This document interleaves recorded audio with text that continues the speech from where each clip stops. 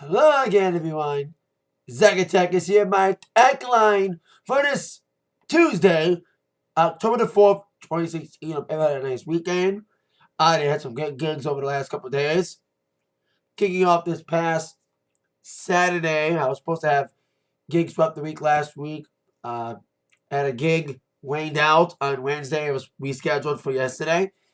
Then Friday, I was supposed to DJ the Women High School at our tailgate. The weather was shitty most of last week, and it canceled that show. Canceled my appearance there. Missed. I think it was like my first or second time missing a White Sox game. It was sad. It's like one of the biggest games of the year for Romeo, besides the homecoming game.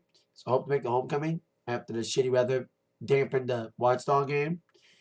So the weather continued to be a factor on Saturday. It canceled my appearance at Westview, but it did not cancel my appearance at the Sugar Bush Elementary Fun One, which they went on with the show despite the weather. Still a good turnout. You know, it was my debut there. I never DJed for this school before, and very excited about it.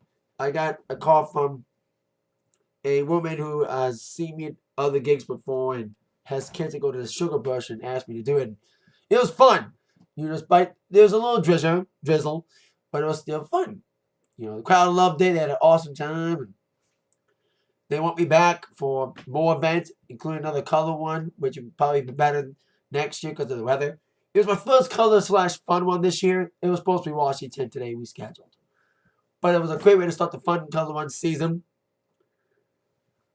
They had face painting there. They had a lot of great activities besides the running, because they were at the middle school parking lot of Anchor Bay High Middle School, North. Or was it South? Yeah, Anchor Bay North and Anchor Bay Middle School South. So, because they're part of that school system. So after that, Sunday I was back in Westview after getting rained out on Saturday. Better day. But it's been a rough season for Westview. There's only been like one really good weekend when both days, Saturday and Sunday, were like the best weather days.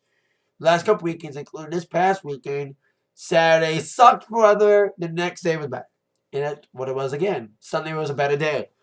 And the crowd came out for that day. Big time. It was probably one of the best days thus far. You know, Sunday's getting better and better. Well, Saturday's been hit and miss.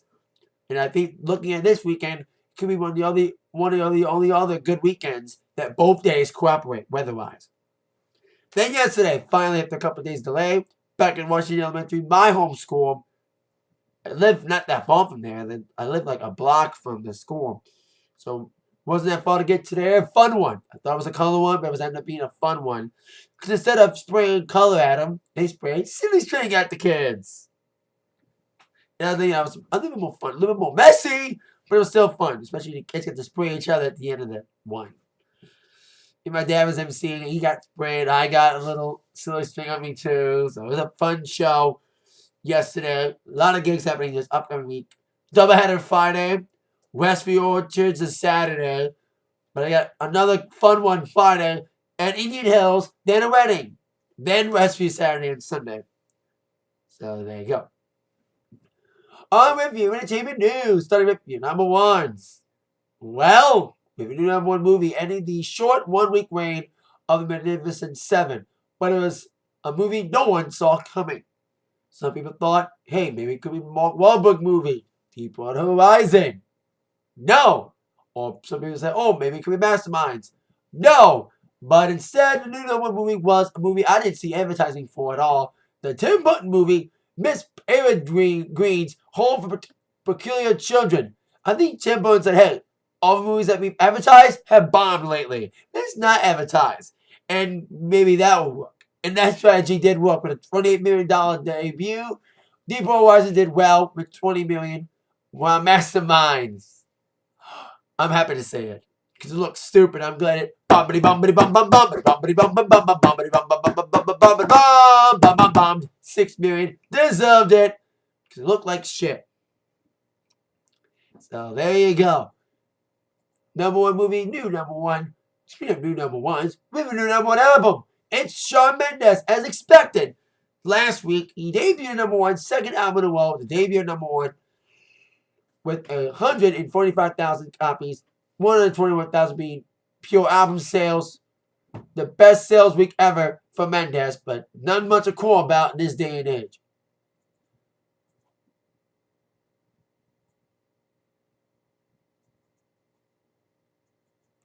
He achieved his second number one at only 18 years old, 2 months and 7 days. He was born August 8th, 1998.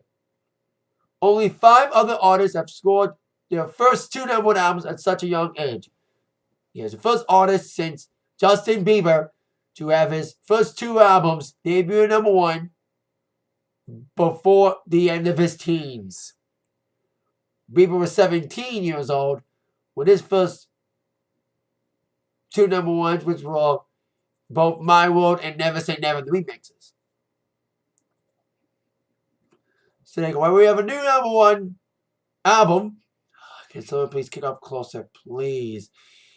The reign of Closer continues. 7th week at number 1 for Closer. Well, The Weeknd lands in the top 10 with Starboy, the anticipated title song from the album that's coming out late October. The track produced by Daft Punk is okay. It's not No I Can't Feel My Face. Billy said no, it ain't No The Hills. Thank God.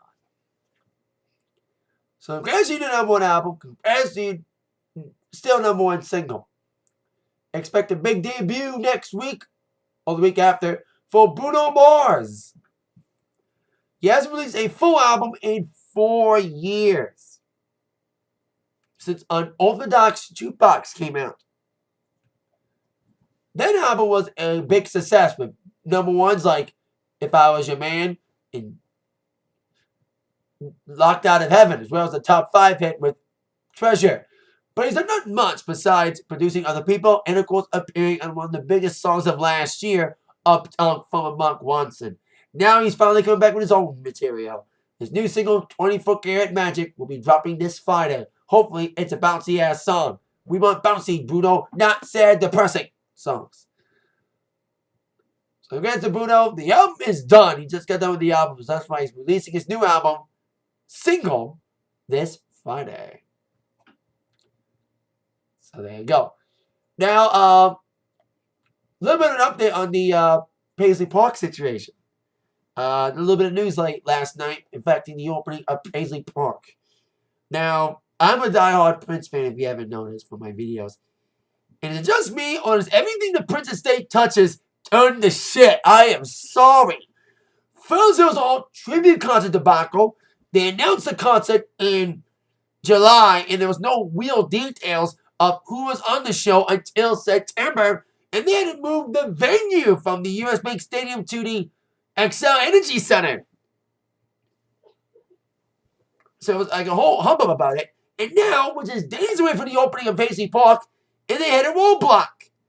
The City Council of Chanhasen had voted a motion for rezoning of Paisley Park, effectively postponing any opening of the Paisley Park tours, which would have pissed off a lot of fans.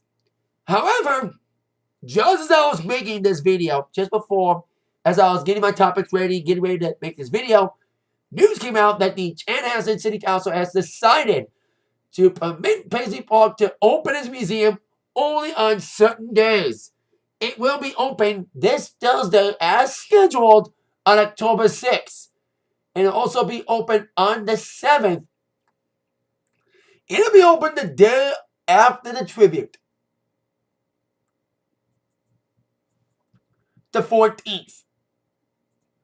That's the only days that they are permitted. The 6th, the 8th, or the 14th.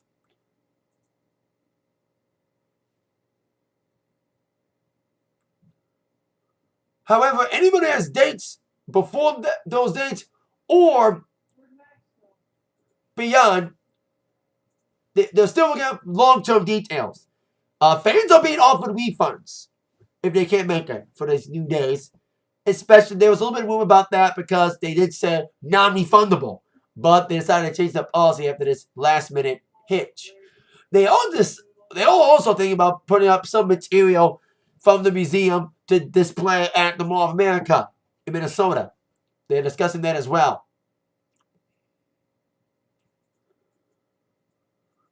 At least, hey, they're at least opening up temporarily for everyone who already bought tickets, but still a big hubbub.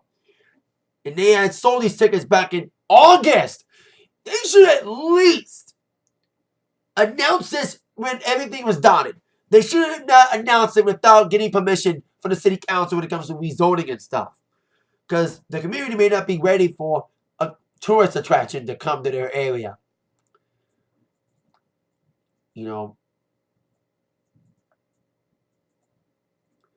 even Paisley Park said when they were announcing ticket sales that they knew they had to face the city council to get permission to open it up. And they were taking a risk with it. And they should have not announced anything until they really done everything down. So now only 3 days will be valid, the 6th, the 8th, and the 14th. When it comes to anything beyond that, they're still settling it about whether or not it'll be open later than that. They're looking for more permanent dates according to a temporary dates according to a statement. It will keep guests updated. Like I said, they are hinting towards also bringing some material to the Mall of America. So, see what happens with that.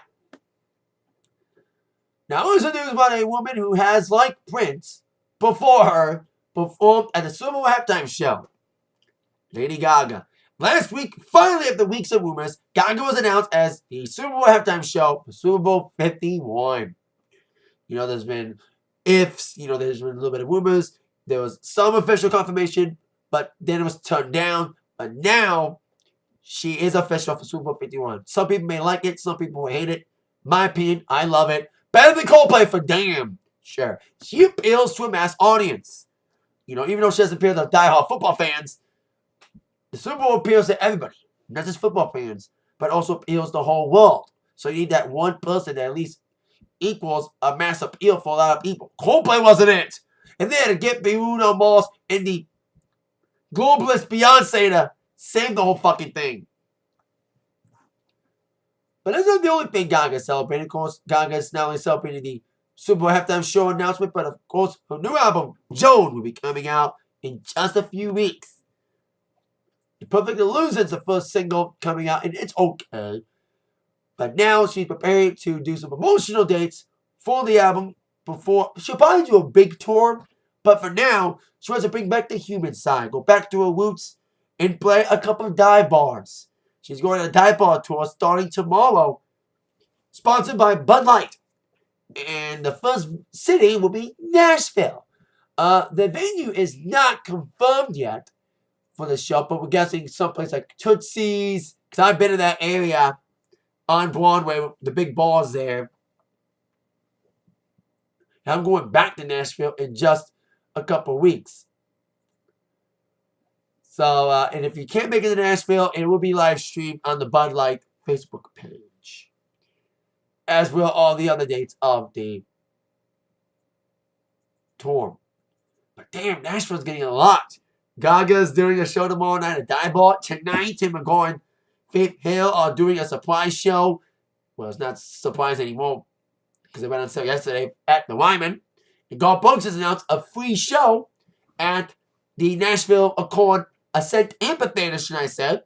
And you can get the tickets through Snapchat tonight. So Nashville's getting a lot of these concerts. GaGa, Tim and Faith, and Garth.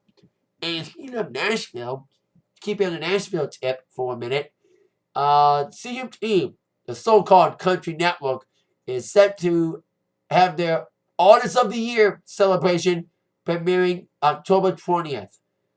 The Artist of the Year winners receiving this award will be Carrie Underwood, Thomas Rhett, Luke Bryan, MTL, and Chris Stapleton. They have been announced already, but now they announced the recipient of the Lifetime Honor Award, the so-called Artist of a Lifetime Award. The last 2 years, Kenny Rogers and the late, great Merle Haggard, who died this year, received that award. At least Merle Haggard received it before he died. But receiving the Artist of the Lifetime Award this year, first time ever in the CMA Artist of the Year award ceremony, will be a female. Shania Twain will be receiving the Artist of a Lifetime honor. She definitely deserves it. She broke down the doors and kind of, inexplicably or not, started the whole pop country movement, leading the pro country that we see now. But it was still a big move, especially with her producing pop rock country hits with her then husband, rock producer Robert Mutt Lange, who produced classics for Def Leppard, Bryan Adams, The Cause, among others. The hits for Shania, man, Feel Like a Woman, Coming Over, Who's Bev? Your Boots Been Under, Any Man of Mine. Go down the list. Been a huge career for Shania. She's been off a couple years. She did go on tour late last year on the Walk This Country tour, which she said is her last tour, her farewell tour. At least she's keeping that word right now.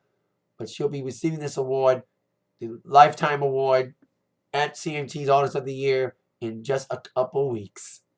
So there you go. That's it for the Atakline. And you've all been attacked by the news from Zach. See you later. Oh, yeah.